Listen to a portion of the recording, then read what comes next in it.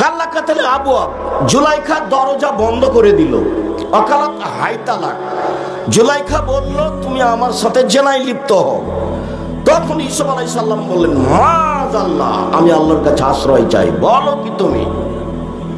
ইন্নাহু রাব্বি আহসানা মাসায়া, তোমার স্বামী আমার মালিক, তোমার স্বামী আমার মালিক।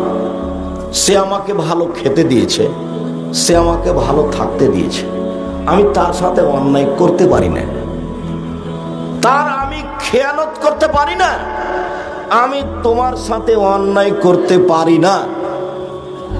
এই কথা বলতেই যখন জুলাইখা জোর করে অন্যায় করতে চাইলো, তখন তিনি আগে আগে দৌড়ালেন। দরজা কিন্তু সব বন্ধ করা আছে, তবে তিনি দরজা খুলে বের হলেন এইটা বোঝা যায় না। তিনি আগে আগে বের হলেন, পিছনে পিছনে জুলাইখা বের হলো। সামনেই ছিল জুলাইখার স্বামী।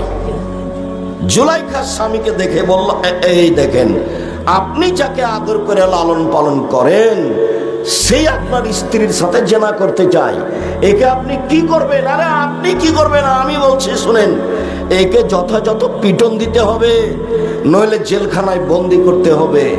12 বছর জেল হলো। নির্নাম নারী, খুব সাবধান। তুমি তো, তোমার মাথায় তো গোবর আছে, তুমি তো হিসাব করতে পারো না, তুমি দিন রাত তাকে নিয়ে ব্যস্ত আছো। আমার উম্মতের উপরে আমি 3টা বিষয়ে ভয় করি।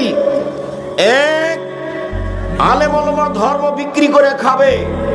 2, আমার উম্মত মূর্তি পূজা করবে। 3, তালতাহিকু বিল কাবাইল বিল মুশরিকিন, আমার উম্মত হিন্দুদের সাথে মিশে যাবে। গান বাজনা বাদ্যযন্ত্র সব হিন্দুদের কাজ। তুমি 1 জানুয়ারিতে তো রাত জেগে অনেক কিছু করেছ মুসলমান হয়ে, তোমার তো লজ্জাবোধ বলে কোনো জিনিস নাই।